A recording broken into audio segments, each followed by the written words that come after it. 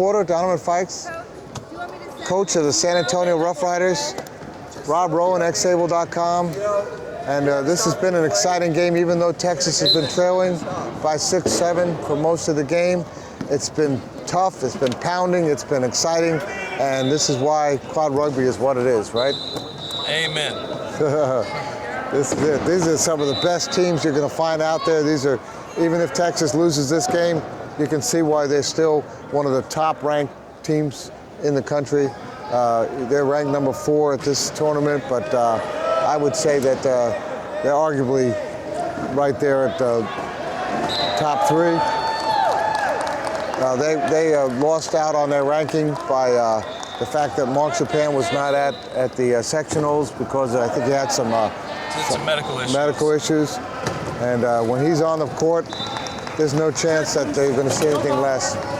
There goes Mark. You better put the ball down. No, I guess he did okay. He had the dribble at the half court. He did have it at the half court. Yeah, I'd have missed that. I saw that happening yesterday a couple of times where we had some players miss out on that, and that is, I think it was one of the McGee players. Those are frustrating turnovers as a coach. Because when your ball handlers forget to bounce the ball every now and then, it's very frustrating turnover. There you go, Ian. The way they work in transition under a lot of pressure. Texas is putting on good pressure. You cannot fault the defense of Texas. It just shows you how many threats there are on this Portland team. You lock up 2 of them, and the third one gets free. That also just goes to the fact that Texas is taking their chances by running the high-low all year long. Yeah. Because whenever you run a high-low, you give up the fact that you have. Oh, there's a turnover. You give up yes. the luxury of having 3 or 4 ball handlers out there whenever you run a high-low. Norm threw that ball to Mark. Mark just could not get a hand of it. And Will Grew just picked it off, and there's the score. And there's another turnover, 45-36. That is not what Texas wants to see happen at the end of this in this fourth quarter. They were looking to go the other way. And it's going to have a lot of exciting rugby to watch for the rest of the quarter, but I'd pretty much say that Portland has this game. Yes. It's going to be very difficult for Texas to come back from a 9-point deficit. Now, we have 6 minutes and 40 seconds, and I wouldn't be surprised if we see somewhere in there a little bit of substitution, rest some of these Portland players, because you know what, they're going to be faced. The crossover. Yeah. They're going to. You don't want to run them dry and not have anything left for the next game. Yeah, they've got a couple. They got a break for a little while, but with their game against Hovron, I'm going to say, we're pretty sure it's been Hovron, but even though there's only 4. You got some tough players. You got Mike Whitehead, who's kind of Canadian top player, nationally ranked player. You really look at that. Chimikawa trying to stop that inbounds, pressure Texas giving.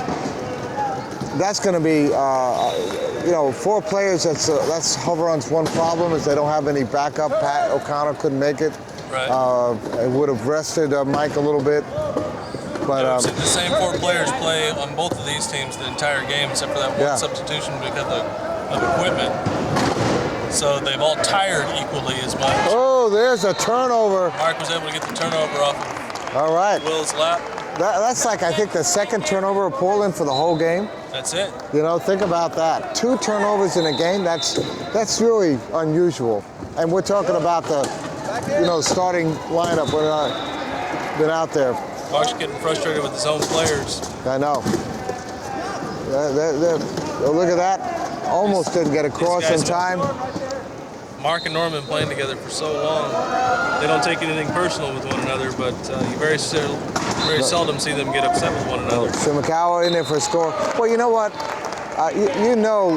Playing with Mark, you're going to get that intensity. You're going to get the highs and the lows. He's a very volatile player.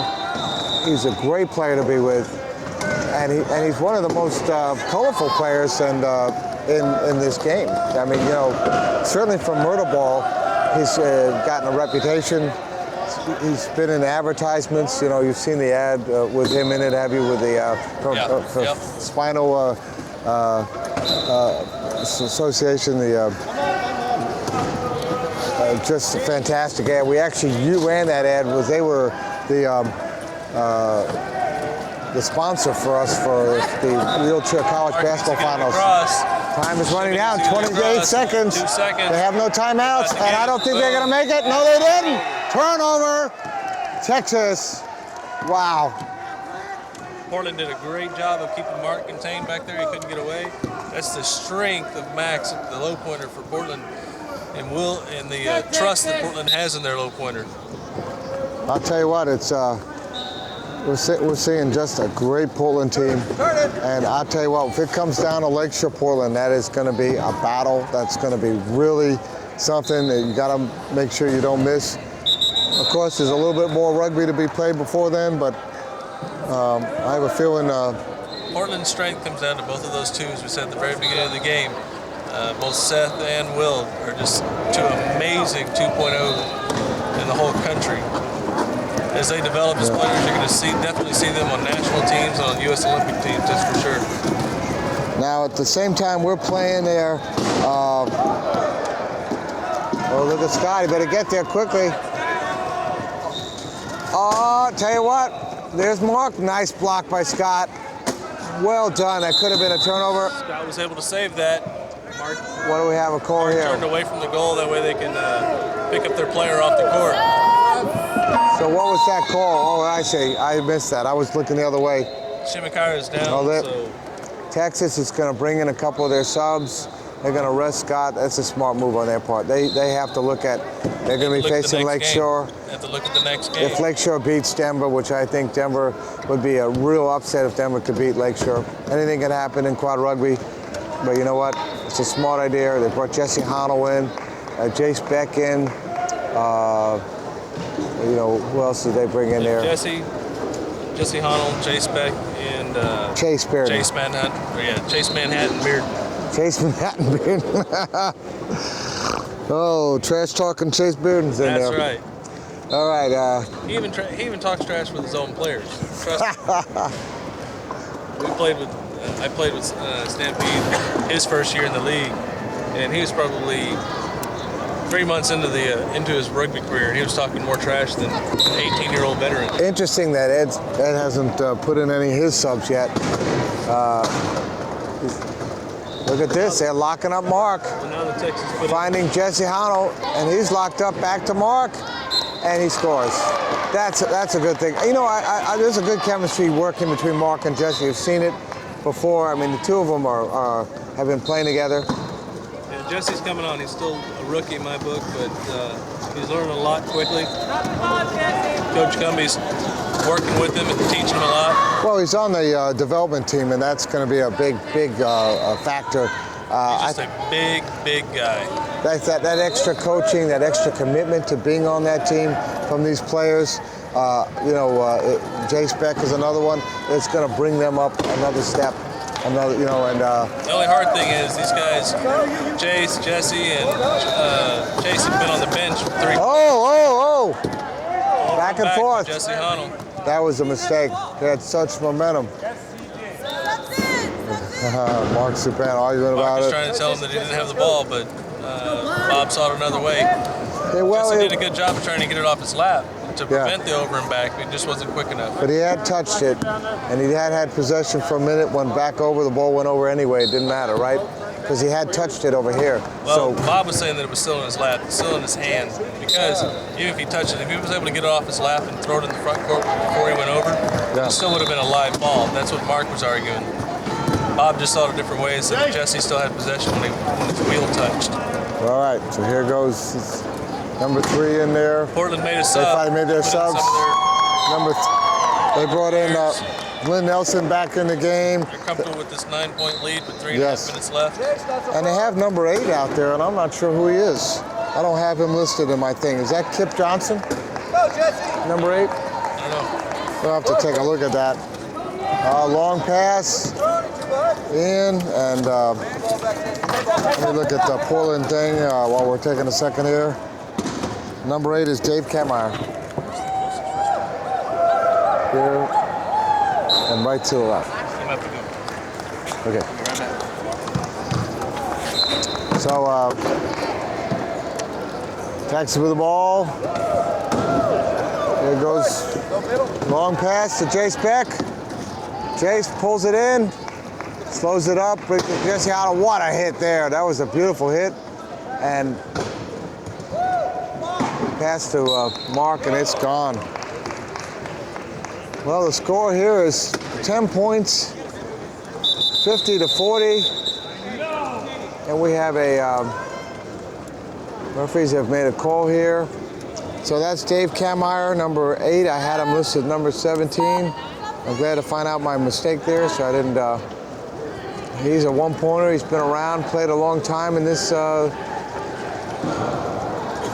and there's a substitution, number 20 in. So another person, I don't have him listed as a number, so I wonder who That's Jeff Zerba.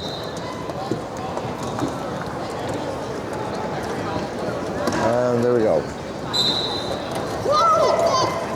Jeff Zerba is a one-pointer.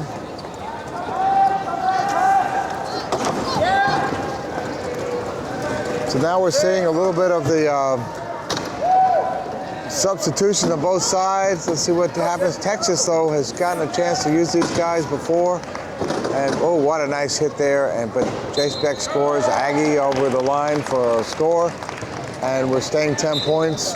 We've got 2 minutes and 26 seconds left. And we're getting ready for what a fantastic game this has been. You can watch this on xable.com. If you've come here through the USQRA website, which we are the official webcaster for the USQRA, and we work with them, we love working with them. Look at the pressure Jesse Howell putting on him, and he finds Ian. Time is going down to 15 seconds. Nice pass and a nice score there. And that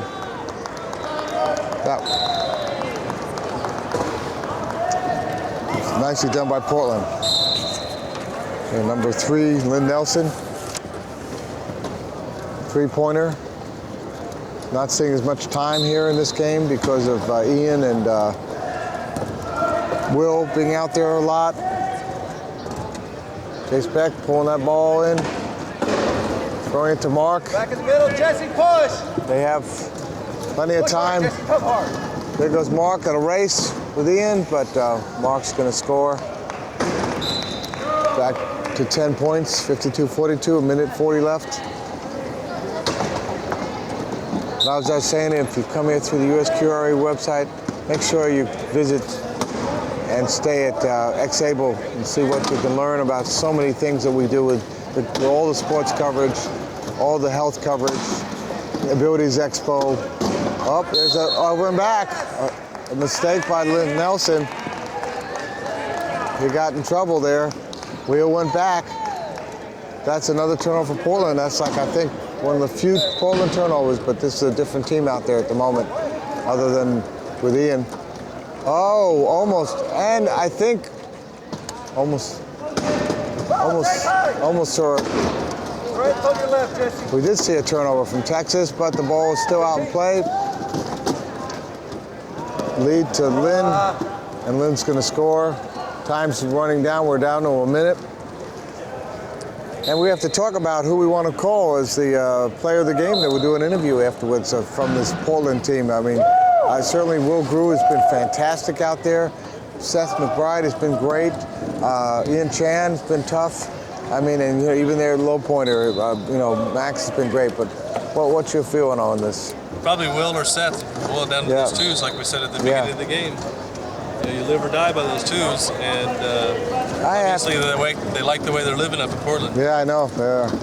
Well, you know what? I'm inclined. It's a close one on that, but I'm inclined to go with Will. I think Will has been such a defensive force in this game, and I've seen him. I think he was helped and make those turnovers happen, and so let's give Will. I've been extremely impressed with their low pointer. Max played almost the entire game. He did a great job of containing. He did some great job. Oh yeah. Opening up the court for Will and Seth to get to the open side. Like I said, the whole game is predicated upon how well your low pointers do. They don't get much glory because they never touch the ball. They don't score. But if it wasn't for them, nobody would be scoring. 10 points. Maybe I'm a little biased because I'm a .5, but yeah, I hear you. Well, you know what? But it's a perspective that you know there's been a few low point things. Oh, there's a fire. I guess they're not going to call equipment timeout on that one. Mark popped his own tire by running into that low pointer. Okay. Those high pickers are And this is going to be the last score of the game with 9 seconds left. 8.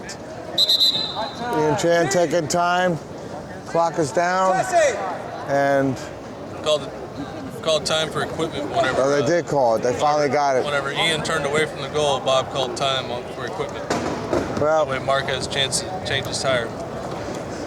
it's almost a why bother. But, That's right. but I guess you know that's the thing. But And Gumby called key defense, so Texas setting up the key down there, trying to prevent this last goal. Chase out! If it were me, if I was coaching this game, if I were telling Ed, I'd just get the ball in. I wouldn't even worry about scoring it. Just hold on to it for 7 seconds. Yep. But there is the score, and that's an 11-point game. And 55 with 2.4 seconds, this game is basically over. And we have seen a Portland team that has pounded and lived up to their name, and they have won the right to be the #1 seed in their pool, and they are going to most likely face the #2 seed on the other division, which good chance will be hover around This afternoon's game. this afternoon's game, and Texas has gotten a chance to face their rival in the East, Lakeshore, one more time. And I'll tell you what, that game is going to be a fight because Lakeshore they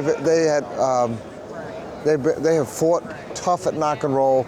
That was a real close game. Texas lost by 1, I think.